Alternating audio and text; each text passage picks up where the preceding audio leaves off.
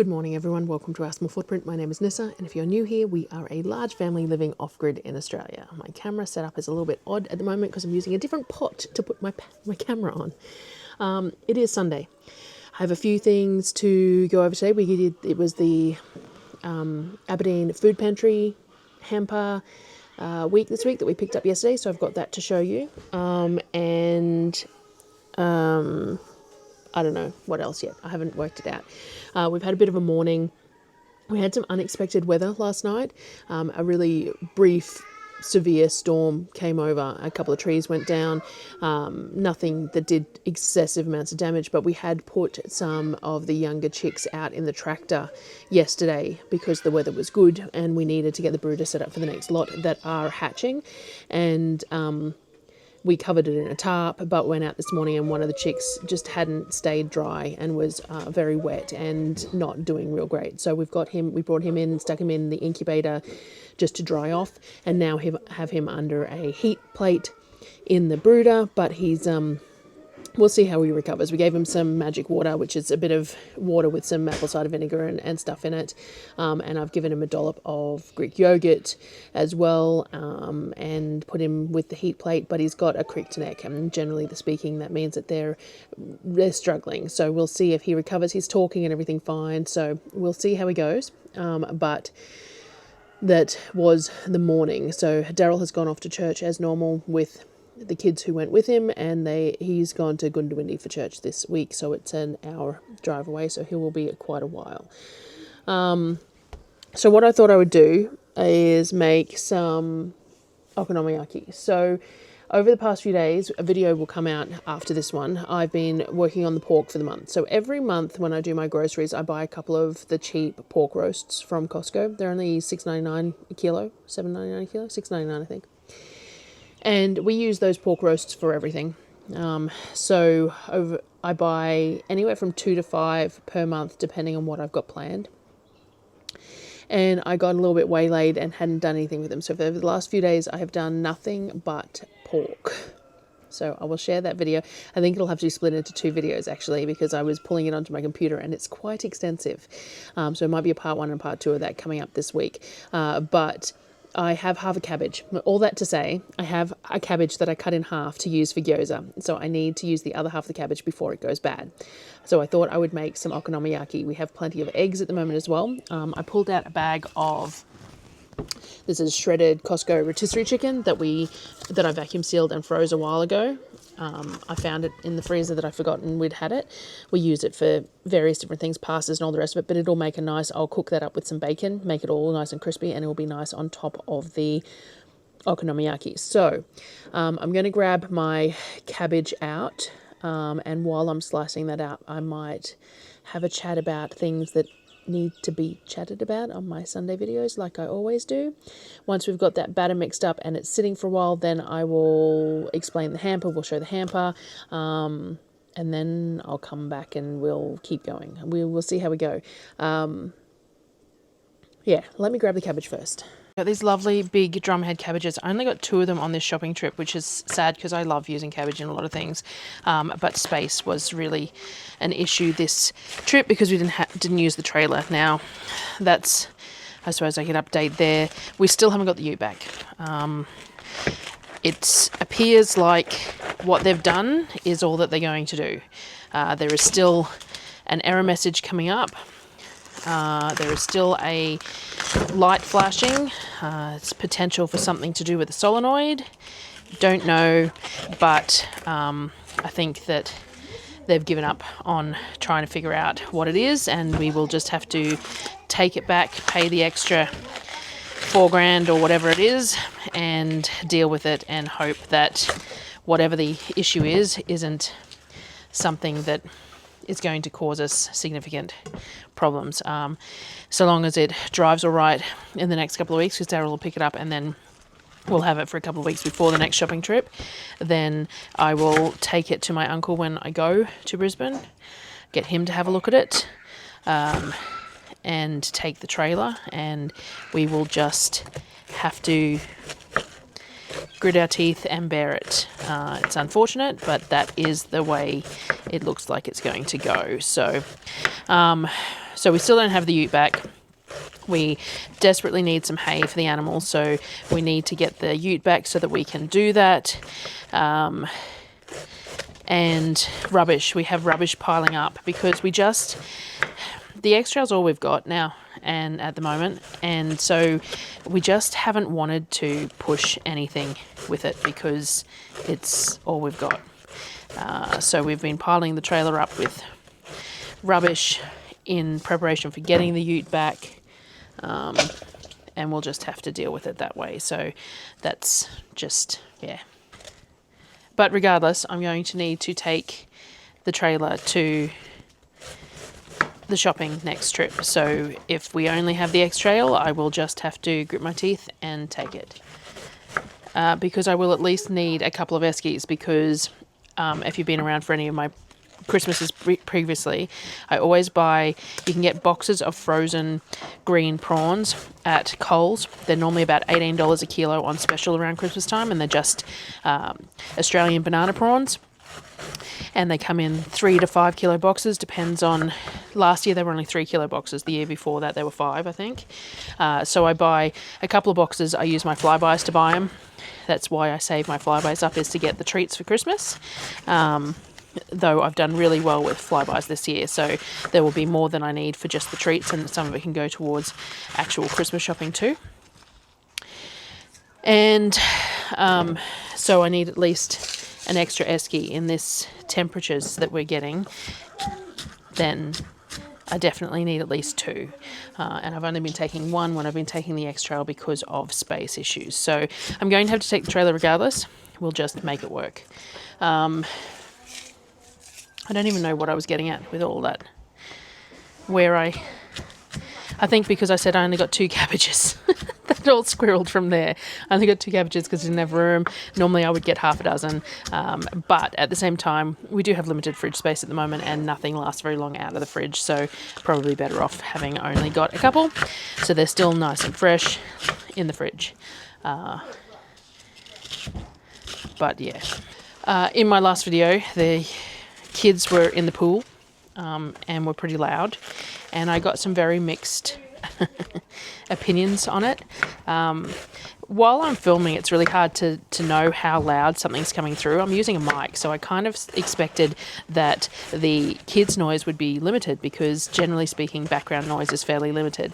But I suppose because they're a voice, the mic is picking them up.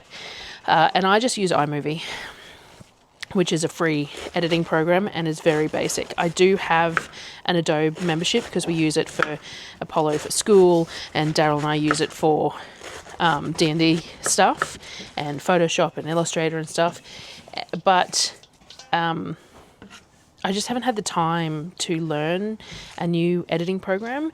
iMovie is just so simple, and I know how it works, and I already spend so many hours editing that I've just stuck with it because it's easy. But it doesn't have a lot of options and things. So I turned the background noise down, but the thing is that I think it was picking up the kids' voices as not background noise. Like, it was decided that it was forefront noise because it was voices, so it didn't really reduce it. So I had a lot of mixed responses on that video. Some people saying that the video was unwatchable because of the noise, some people saying they loved hearing the kids in the background. In the end, there's not a lot I can do about it. The pool fence is, because it's visible, the whole point is that the pool is behind a pool fence but is visible from my kitchen. That was on purpose. It's less of an issue now as the kids are older, but when they were smaller, no child was allowed in the pool unless there was an adult supervising. So the easiest way to do that was that I'd stand in my kitchen cooking while they're doing it. We do have a camera set up there as well, so I can watch from a camera if need be. But in general, I'm standing here while they're in the pool for supervision purposes. So it's not very far from the kitchen, and that was on purpose. And we did have some problems with it a couple of years ago, the noise of the kids while I was filming, and I thought it would be better with the mic, but guessing not. So I'll have to figure that one out, because over summer they spend a lot of time in the pool. So I don't know exactly how I'll work that. I'll have to have a think.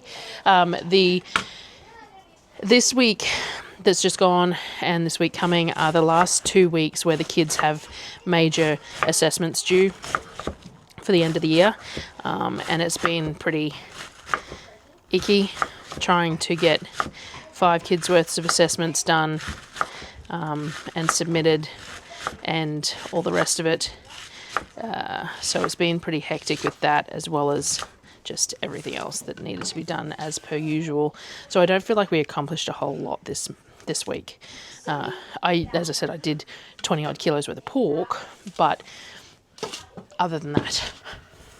All right, so this is the cabbage. Now this is half a cabbage, so it's a considerable amount, but they're quite nice reheated or even cold, and everyone will be ready for lunch when they come home, though I will message Darryl and let him know that I'm making it so they don't grab anything for lunch. You can get them a snack from the server or something if they need it, because they probably didn't eat before they went, but not to stop and get any sort of lunches or anything, because I'm going to make this. So, where was I at? Let's put this together and then I will do the hamper. So, all right, so we've got half a cabbage here. It's a considerable amount of cabbage. There is plenty of ratios online about what you do with your okonomiyaki. I go by feel a lot because there's a differentiation in how you like your vegetable pancakes, which is basically what this is. So you can do any mixed vegetables in here. You could add anything you wanted, basically. I'm just doing straight cabbage because that's what we like. I do add some onion flakes or fresh onion. It really just depends on the day. But we don't season it very heavily. So the first thing I do is I add flour. Now you want around about like a 1/4 cup of flour per 1/8 of a cabbage, I suppose. But cabbages vary in sizes, don't they? So, but we'll start with about a cup, and I'm going to say 1.5 cups of flour for this amount. So about 1.5 cups of flour, and what I'm going to do is I'm going to coat the cabbage with it, because I find that the easiest way to get this to work. All right, so we've got about 1.5 cups of flour on there to start with. We might need more. We're probably going to need a dozen eggs for this quantity, because we're basically making what equates to a pancake batter around veggies. That's basically what a veggie pancake or fritter is. So let's start off with 6 eggs. I really should be putting these one by one in a bowl, but I did rearrange so that we're using the right aged ones, so hopefully we're all good. All right, so we've got 6 eggs. I'm going to add a bit of soy sauce to it.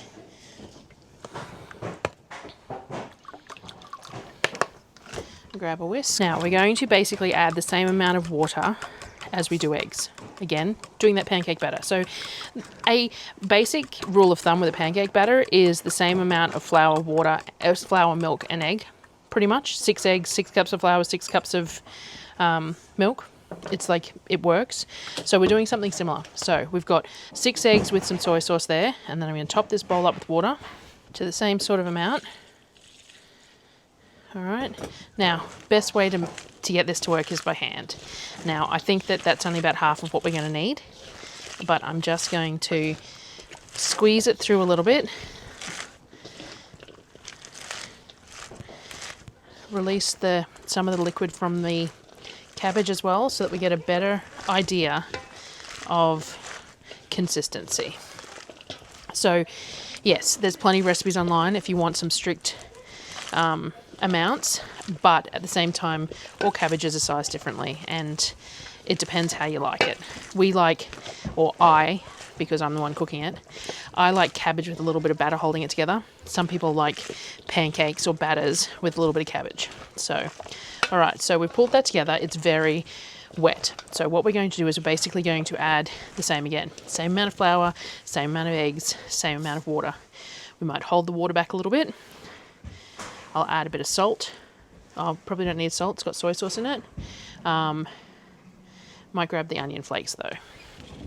All right, add some onion flakes. I'm going to generously, 3 tablespoons full. And I actually grabbed the fried garlic too, so I'm going to put sprinkle of that on there too. All right, now we're going to add the same again of flour, about 1.5 cups, and we're just going to start bringing this together. This is when I really need my kitchen fixed so that my sink is right next to my bench because I'm having to walk all the way around to the other side to wash my hands in between every step. And then we're just going to repeat the process. We're going to add some eggs, hold back some of the water, and if need be, add a bit more flour until we get to the right consistency. So I'll bring you back once it's at the consistency that I'm looking for. All right, so this is the texture I was after, this really sticky batter with the cabbage, but you can't, like, the cabbage is going to hold together. There's not going to be any spot without cabbage because it doesn't have that sort of a thin batter. So this was 12 eggs. It was probably 6 cups of flour, 6 cups of flour, 6 or 7 cups of flour, and probably 1.5 cups of water. Obviously this particular cabbage let out a fair bit of water, so it didn't need any more water than that, and I'm happy with that. So this is going to be put aside and just let to sit for a little bit so that the cabbage loses any more water that it needs to and is sorted. I'm going to cut up some bacon to have with the chicken, and I'm going to tidy this up and then I'll come back. All right, so I've got the bacon in a heavy bottomed pan on the stove. We're going to crisp that up nice and crispy, add the rotisserie chicken, the fat of the bacon will flavour the chicken because the rotisserie chickens from Costco are fairly bland. They're really nice texture and stuff, but they really just don't have a whole lot of flavour. So that bacon will help with flavouring up the chicken. So we'll get that done. I'm not in any rush because they're not going to be back for a while. So I've got the cabbage still sweating in the batter, and then we'll cook this up. In the meantime, so it was monthly Aberdeen Food Pantry Hamper weekend. So we are very lucky to have access to a food pantry hamper out here in our regional setting. Peter and Lois run the Aberdeen Food Pantry, and they run the system that you pre-order your hamper. So you get to, it's about the second Saturday in every month or something along those lines. But she will let you know the week before as well. You prepay for your hamper. It is $50 for the hamper, and you get what you're given. You prepay so they know how many to prepare, so there's no excesses. And each month they try and get some bins of fresh produce as well to go along with it, and sometimes there's extra treats. Last month there was a box full of chicken trim, which was fantastic. And a month before that there was boxes of frozen pies from a bakery, things like that. This month there wasn't anything specific that was extra. The hampers have reduced in quantity a little bit over the past sort of 12 months, and I know that that's happening all over because there's a lot of charities that are getting donations, and therefore there's less to go around as well. But also just the general price of food has gone up. So the value of the hampers is always well and truly above the $50, but you just get whatever happens to be in them that particular month. This month there was a lot of single serve frozen meals, and we don't actually use most of those, though the kids did cook some up for lunch. I take them to Mum and I put them in her chest freezer, and she eats them throughout the month until the next month when I bring them, so they get eaten. That works for her. She has a microwave, she lives on her own, so that works really well. The hampers are available to anyone who would like to access it. You do not need to have healthcare cards or anything like that. You just need to purchase it. Now, I go over this most months because I get some negativity sometimes about the fact that I spend as much as I do on groceries and I still get a hamper. These places would not exist if they did not have paying customers. They do not have the capacity to offer the charity and offer the hampers to people who cannot afford them if there is not people who can afford them who are purchasing them. So they are fantastic for us because we only shop every 6 to 8 weeks. They fall in spots. Sometimes it's more convenient than the others, but they fall in spots where, like, so we shopped, I think, 3 weeks ago, and we've got like 4 or 5 weeks left before we go again. So it's fallen nice in the middle and given us some fresh produce we've still got a little bit. We've still got apples, we still have the cabbages and things like that, but it has fallen in that spot where it has allowed us some extra fresh produce to use over the next few weeks. The makeup of the hampers is definitely aimed more at like couple small families than larger families like ours, though I'd imagine that some of the smaller families might have struggled a little bit with that great big box of chicken last month if they did not have the methods of preserving it and stuff. But generally speaking, we don't get whole meals out of most of what is received, but it's lots of little adjuncts to our groceries that we've already done and our diets that we're eating, and it's great. It works out really well. But I also like to share them because it's advertising for the pantry, which helps too. So this month's hamper, it is, what is it, November's hamper. I will show it to you and then I'll come back. Alrighty, this month's hamper. We have some frozen corn kernels, a couple of honey chicken rice meals. The kids could probably heat them up for lunch if they wanted. That would be an easy one to heat up. There's some beef mince, a tuna mornay frozen, some porterhouse steak that is frozen. We'll throw that in the fridge and eat that over the next couple of days. Some multigrain rotis or flatbreads basically, and a bunch of frozen meals. There's some honey mustard chicken, fish kedgeree and rice. I'm not entirely sure what that is. Some sort of a curry by the looks of it. White fish and vegetable risotto, and just repeats of those ones. Some dried pasta, spaghetti, a couple of packets of the little Arnott's biscuits, some white rice, fried noodles that the kids can use on some salad, some nice biscuits, a couple of jars of sauces, a Napolitana and a butter chicken, a little peanut butter, some tin food, some baked beans, diced tomatoes, mixed vegetables, and a couple of little tins of tuna and a full cream milk, as well as a box of Nutri-Grain. Also, there is 4 loaves of various bread there, and there was a bag of mixed veggies that has some corn, some tomatoes, bits and pieces in there as well. And there was a box of snacks that I missed. The kids went with Darryl and they went to the pantry store and grabbed a couple of packets of chips, some little Lay's Pringle type things, some razors that the kids needed, some McVitie's cream crackers. I don't know what those are, but that's what they picked from the pantry store. And then the extra fruit and veg this month was some cauliflowers. These are nice small cauliflower heads, so we will enjoy some of them to eat. And a couple of bags of tomatoes. I requested Darryl to grab me some tomatoes if there was some, because I will make that salsa that I haven't had a chance to make out of those, and a bag of zucchini as well. So that was this month's hamper. I just realised my mic was covered for part of that. Hopefully the sound is okay.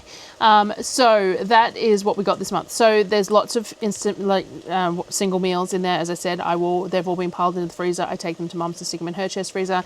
We got tomatoes, which is great, because I was saying when I was doing the pizza sauce that we didn't actually have any salsa on the shelf, and I was a bit sad that I didn't realise that before I used all the tomatoes. So that is the plan for the tomatoes, though it's just another thing that needs to be done fairly quickly, so we'll see. So salsa for the tomatoes, but also some zucchini in there, which is nice because we have run out of zucchini that we had. What else was in there?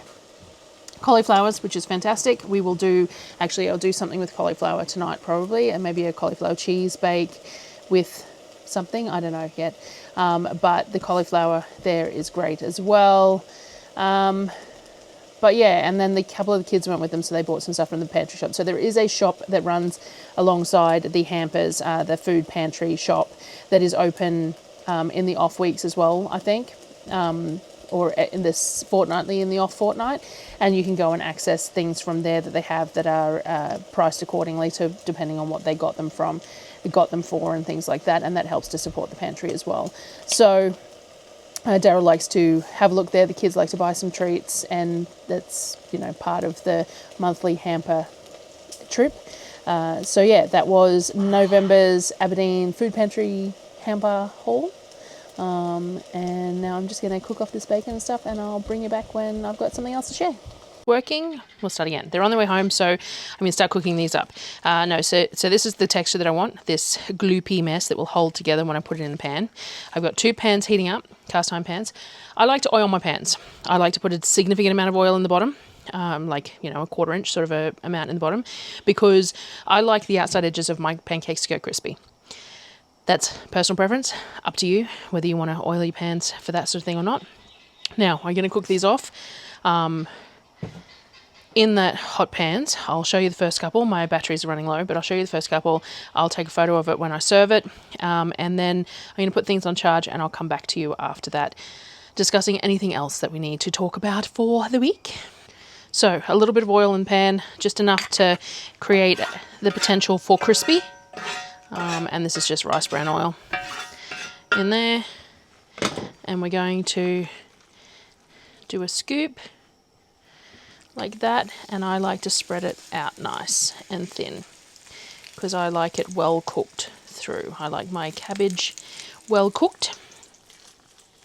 Again, that's a personal preference, because if you like your cabbage soggy in the middle, then you can have them a bit thicker.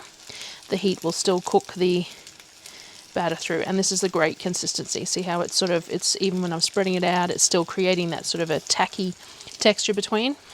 Just getting the pan in a position that I can. My stove has some feet under it, and I'd say it has dropped a little bit again on one side, because all the oil seems to slide to the one corner of the pan. So I think this corner of the stove is a little uneven at the moment. Darryl will do that for me. We bought the oven cleaner to clean all these plates, and then I had all that pork to do, and we haven't had a chance to actually do them. Might get him to do it tonight. Pull them all off, soak them overnight in the oven cleaner, and then we'll scrub them tomorrow. I have to do all that salsa and all sorts of things, so I need to get this done in between starting those projects sort of thing. So all we do is we cook it until it's got a nice skin. You can go as dark as you want or as light as you want. I like them a little bit crispier than this, but this is perfectly cooked. And then we just cook it all the way through, and then I'll put it on a rack over a tray so it can not get soggy. And then we'll serve them up with the chicken and bacon and stuff. So I will show you when I'm serving them up. This sort of crispy, that's how I like them. Just because camera was still on, and I like them to have that charred, crispy, that cabbage gets that really sweet, crispy. It's really nice. Anyway, that's how I like them. So I'm just going to go through, cook the whole batch, put them on a rack, and we will eat these for lunch today. It is day got away from me. So I spent the afternoon packing orders. I'll show you a quick photo of the toilet roll holders that I have just amassing on my desk at the moment. So I was waiting on some packaging for the larger sized ones. It's at the post office, so Darryl will collect that for me tomorrow, and then we'll do a postal run on Tuesday. And the smaller ones already I have the packaging for. I've been packaging them up. There was a couple of things that I was having trouble with. The laser engraver can't run at the same time as a 3D printer. Darryl got me some new shelving. We've just put that shelving together, so now I can run it all at the same time, which would be great. I also have been doing some Christmas stuff because Sonnet's doing a couple more markets before Christmas. So here's a photo here. We've got some Star Wars Christmas related stuff, and there's a couple of nutcrackers and things like that. So we've got a bunch of those sort of different things that we're doing as well, so that Sonnet can take them for the markets. I'm also going to do some of my critters on the tumblers and things like that for her to take to the market as well. So I might have some seconds of those to be sold off quickly just before Christmas, because the last market is, I think, 22nd of November, and then like the 12th of December or something like that. So local people that could get to you nice and quick if it's already made and ready to go. Other than that, I was going to say, I asked in Discord the other day, we're going to try and do a bunch of Christmas baking over December with the kids, and that'll be part of my content. I'm not sure whether I'll try and do a vlogmas as such, because that daily vlogging was really hard work, but maybe if I was doing only like 15-minute vlogs every day, that would be different. We'll see how we go. But I am going to do a whole bunch of baking with the kids over Christmas. This year we're going to introduce a bit more dairy, which will make baking a little bit easier. Last year we did a lot of keto stuff, which was really challenging, and the kids were dairy free still. This year we've introduced a fair bit of dairy to see how they go with it. As they've gotten older, they seem to be tolerating it better. We still do dairy free where we can, but adding that little bit of dairy in for certain things will make things easier. Things like gingerbread men and stuff like that. Like, you can make them with Nuttall-X, but do you know how many fails? Especially in our weather, because Nuttall-X doesn't stay solid properly, and then they spread and you don't have shapes properly, and all these sorts of things. So it'll be really nice to do some baking with some standard ingredients like I used to do before I had children. But we'll do some of that. So if anyone has any suggested recipes that I should try for Christmas, then put them in the comments and we'll pick a few. There was a couple of suggestions, some cowboy cookies, which sounded really nice, some Oreo truffles, and I actually looked up, I might do like a cashew cream cheese to make the Oreo truffles, because that would work really well, and that would be, and we could use chocolate for the outside, but we could reduce the dairy on the inside, and that would be better for, you know, not overloading. I always try and do a rocky road. I normally do a tiramisu at some point. We do